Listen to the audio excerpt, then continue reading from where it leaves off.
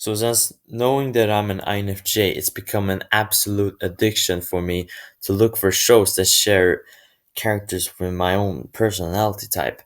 In this video, I'm not gonna go over my own personal history with MBTI, but I am going to put in characters that I'm very sure of are INFJs. Now, in case you don't know what an INFJ is, the acronym stands for I as in introversion, N as in intuitive, F as feeler, and J as in judger. And you can see here we are energized by quiet time alone. We see patterns and possibilities. We prioritize people and emotions, and we prefer structure and order. So first up, we have Ashitaka from Princess Mononoke. Now, Ashitaka is a prince who had to leave his kingdom and his village because he contracted a curse. Now, Ashitaka, he's an INFJ mostly because he acts like a liaison between the Iron Town and the Wolf Clan. And I think Ashitaka does this because INFJs are very good at seeing other people points of views, and we can see other people's perspectives very clearly. So we can see both maybe the side of the villain, as in this series, the people who try to destroy the forest, and between the heroes. So in this case of Princess Mononoke, son, and next up we have Suzaku Kurugi from Geass. Now, Suzaku is another very noble guy. He is a uh, soldier for the Britannian military, and he is the protagonist in the series. And what makes him an INFJ is a bit different than Ashika. He uses a lot of values as his motives for his actions, like for example, peace, justice, and harmony. And unlike Lelouch, he wants to change Britannia from the inside instead of forming a resistance group. And this is a very common thing for INFJs who want to change the world in gentle ways. He is very determined and committed to doing certain things that I won't go into because of spoilers.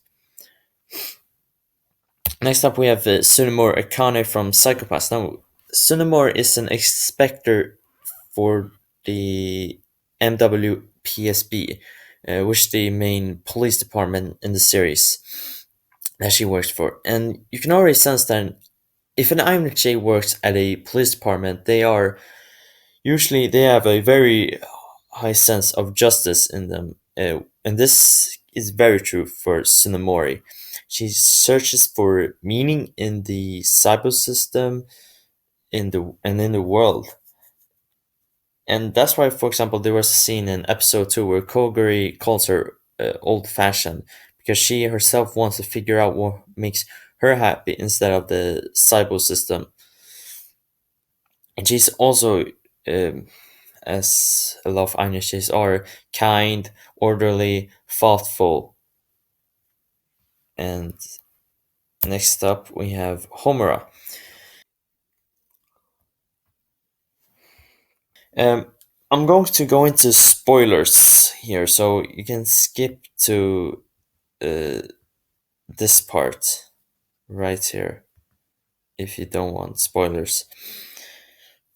Uh, Anyways, Homura may appear as an ISTJ at first because she comes off as very cold, aloof, and standoffish. But that's not actually the case. That was a mask that she used in order to convince Madoka that she herself shouldn't make a deal with Kyubey. Now, she's fighting for values like justice and peace, and she wants to protect her friends from corruption and evil in this case. And she's is strong and F-type because her emotions play a huge role in defending Madoka. Madoka was actually her only friend in the beginning, and the first person to make her feel safe. Someone that is taken away from her, she does everything in her right mind to fix that, which is extremely common for INFJs because we're so value driven. And next up, we have Haku from Spirited Away. Now, Haku is this like young like guy. I think he's only about 12 years old, and he helps Chihiro actually during the whole movie, and she keeps her unharmed from danger. And what I think makes him an INFJ, like a lot of these characters, is once again helping another character go through a journey and giving them advice. So now, from this point on, I'm going to describe all these characters from the cognitive functions. So we have NI as an introverted intuition, FE as an extroverted feeling, TI as an introverted thinking, and SE as extroverted sensing. And I'm not gonna go in and explain what exactly these functions are, but I'm just saying I'm just gonna describe these characters from these cognitive functions.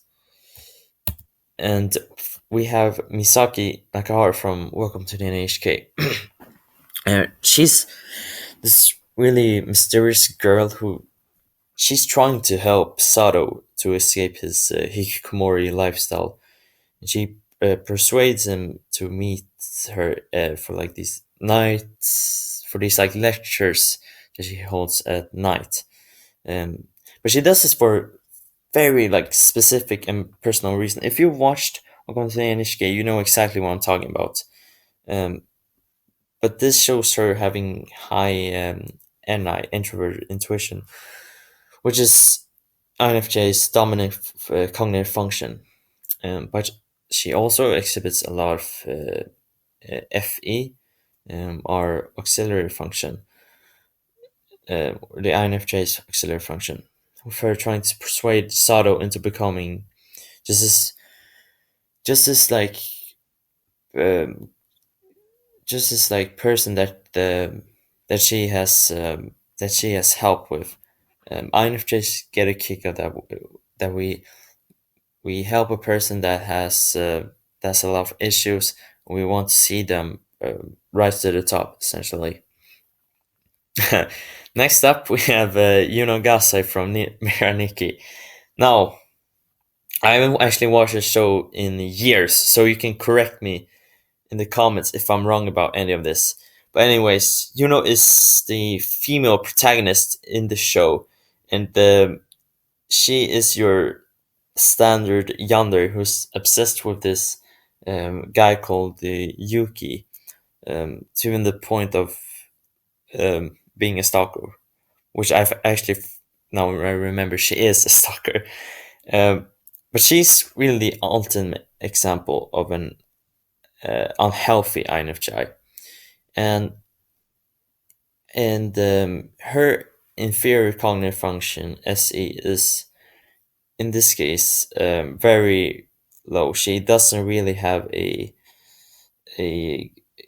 touch with reality. She's basically lost touch with all of reality, and her NI, which is like I said, our dominant function, is she's like super dedicated to winning this I think it's called the diary game. And Effie, because she focuses a lot on Yugi's feelings uh, instead of her own personal feelings. And although she might appear really selfish, everything she does in the show is for Yuki. Yeah, so next up we have Kaworu Nagisa from Neon Genesis Evangelion.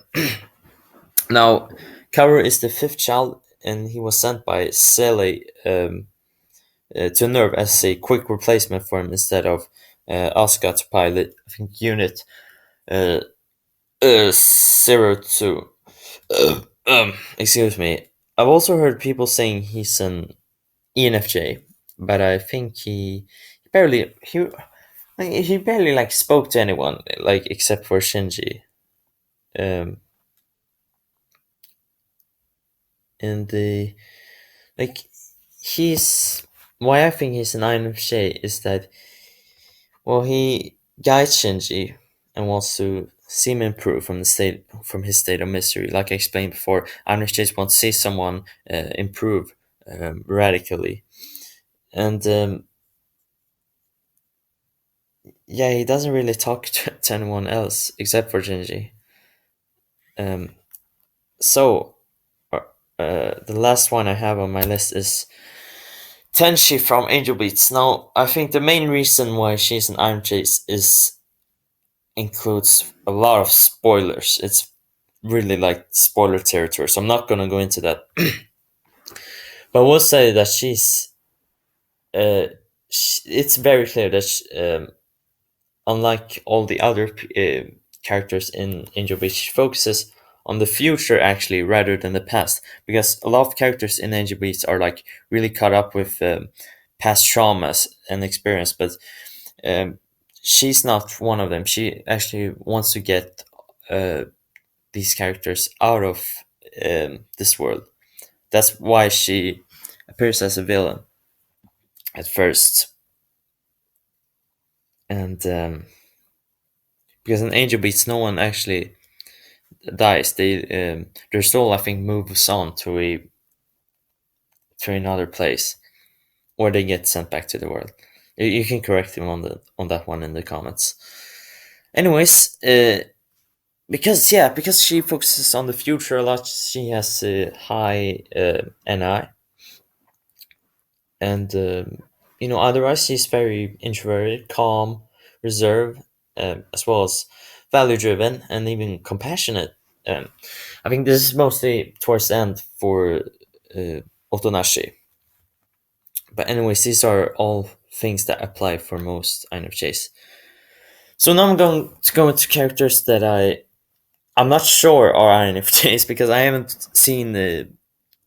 haven't watched everything from the shows. I've only watched maybe a season instead of both.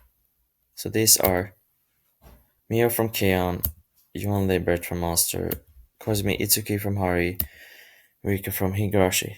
Now, which characters do you think apply to an INFJ? Make sure you comment down below who you think are an INFJ as well.